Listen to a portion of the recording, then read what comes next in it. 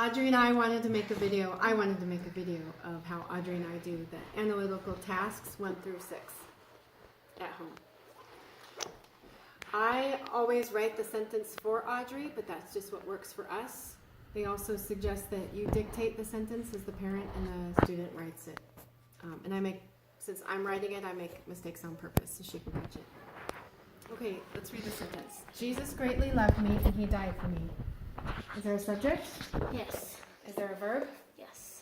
Does it begin with a capital letter? Yes. Does it have an end mark? Yes. Does it make complete sense? Yes. Is other punctuation correct? No.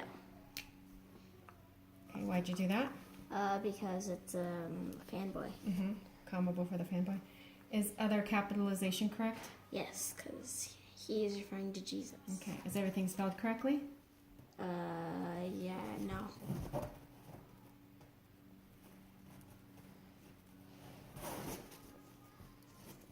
Good. Okay.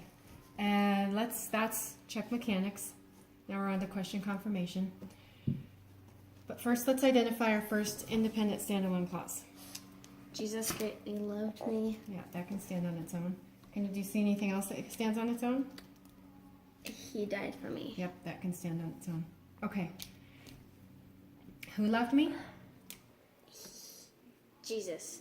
Subject, noun. What is being said about Jesus? Loved. Loved who or what? Me. Can me replace or describe Jesus? No. Direct object, title, verb, transitive. Okay. And how does he love me? Greatly. Okay. And when I ask you the question how, do you know what I'm asking? This adverbs answer the question how, when, where, why, how often, how much, to what extent, and under what condition. So since I said it's an how, adverb. good. And okay, you can do the next one. What's this one? Coordinating conjunction. Hmm. Who died for me? Who died? He Subject, pronoun. What is being said about he? died. Verb. And what kind of verb is that? Intransitive, because you can't die something unless Yeah. you're using food dye. Yeah, exactly. Okay, and so what is for?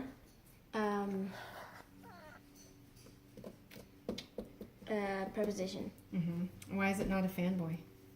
Because a fanboy would have another subject and a verb. Yeah, it'd be connecting another standalone independent clause. Yeah. Okay, so it's a preposition. If you have a preposition, what do you always have to have? Object of the preposition. Okay, good. Okay, what sentence pattern do we have? SVTDO SVI. SVI, okay. SVTDO looks like this. Mm-hmm. SVI looks like this. Okay, and what structure do we have? Compound, because it has fanboy. Good. And what purpose do we have? Declarative. I mean, exclamatory. Exclamatory, good. Okay, can you diagram right here? Yes.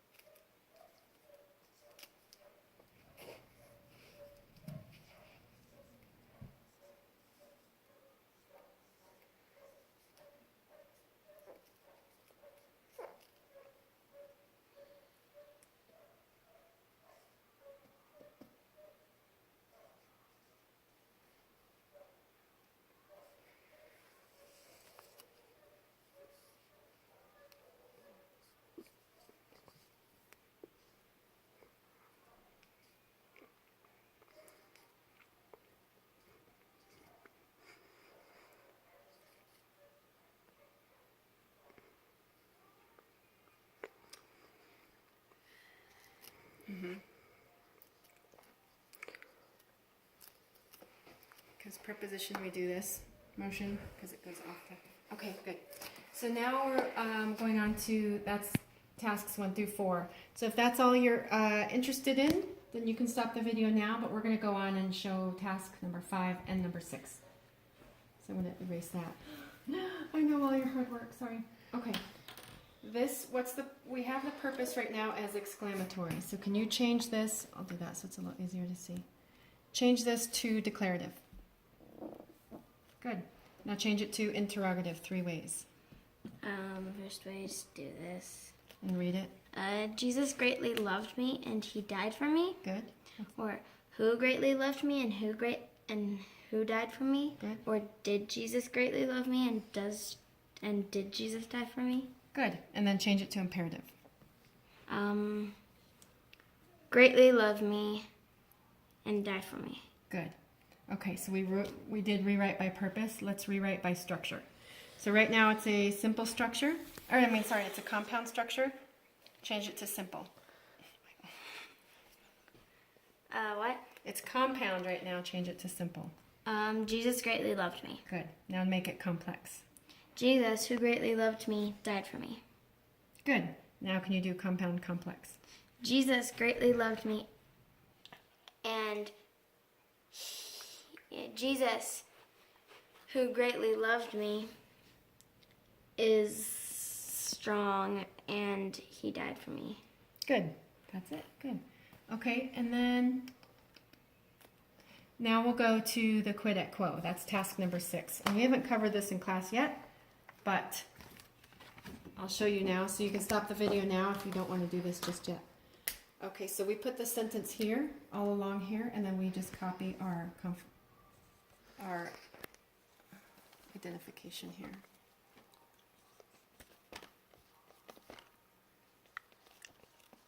Okay, so since Jesus is a subject noun, let's go through. What is Jesus? Let's go to the noun section. Is he singular or plural? Singular. Good. Is he common or proper? Proper. Good.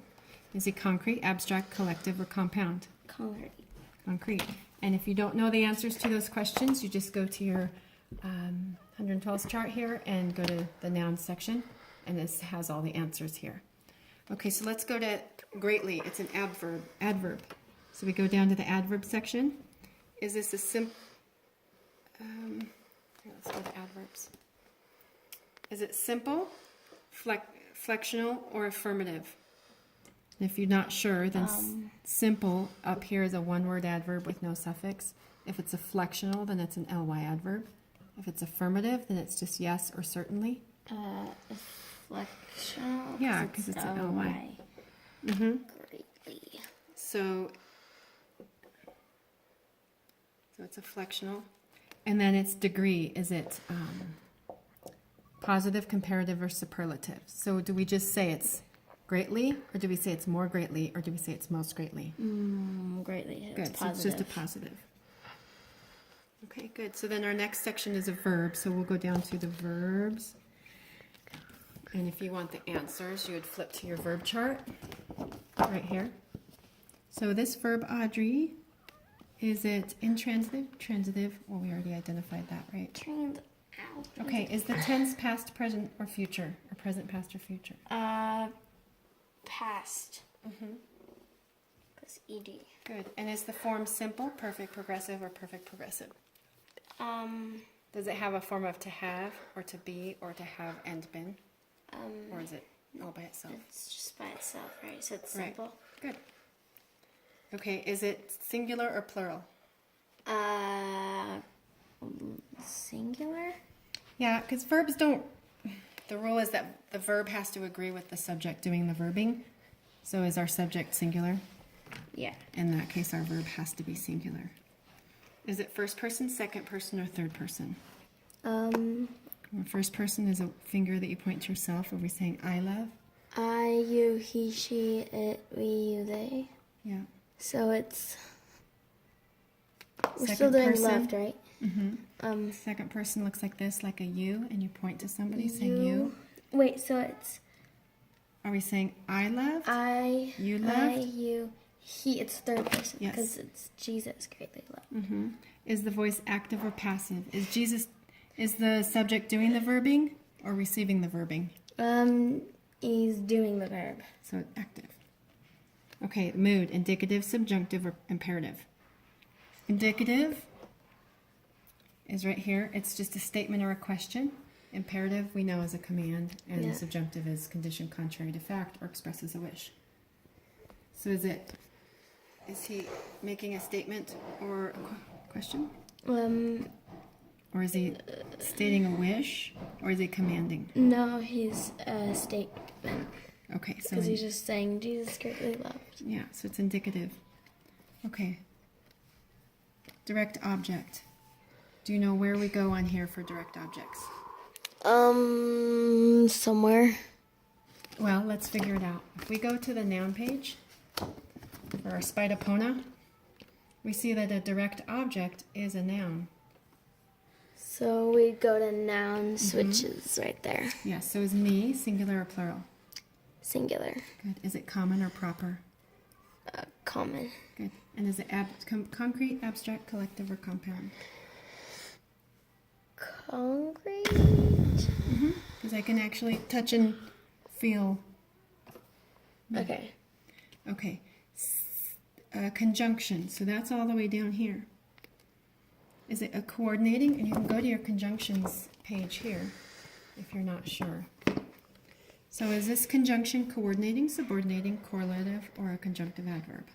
Coordinating, because we Yes. figured that out in diagramming. Yes. Okay, and then we've already done a subject and a verb, so I won't redo those. We'll go to the prepositions. And preposition is all the way down here. So it asks, is it adverbial or adjectival? I don't know. Okay, so let me ask you, is this describing more information about he? No. Or is it modifying how he died? It's modifying. Modifying the verb? Yes. So what modifies verbs? Adjectives or adverbs? Adverb? So it's an so it's an adverbial phrase. And the object of the preposition, she's gone. Michael. Michael, object of the preposition. If you don't know what section it is, it going to be a noun, pronoun?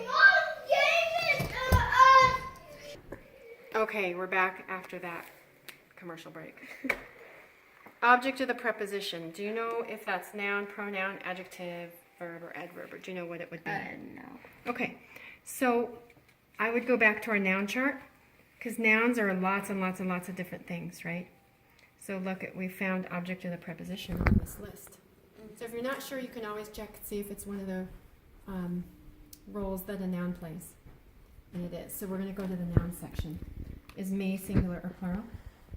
Singular. Good. Is it common or proper? We already did me. We did, but it's interesting for you just to recognize that a direct object is a noun, and an object of the preposition is a noun. So you just have to go through and see we've identified its role, and now we're going to identify its part of speech. Oh, okay. So that's why I wanted to take you through that. So we know me is common and concrete, so you could just copy it. Okay, so that's it. And if you like to use this for everything, you can go ahead and diagram here, do your question confirmation up here, and everything's all in one place for you. Or you can do like Audrey and I do. We just use a dry erase board. And then we just do task 6, maybe on one sentence per week. We don't do it on all of them. And so on the one sentence we just pull this out. All right, hope that's helpful. Thank you.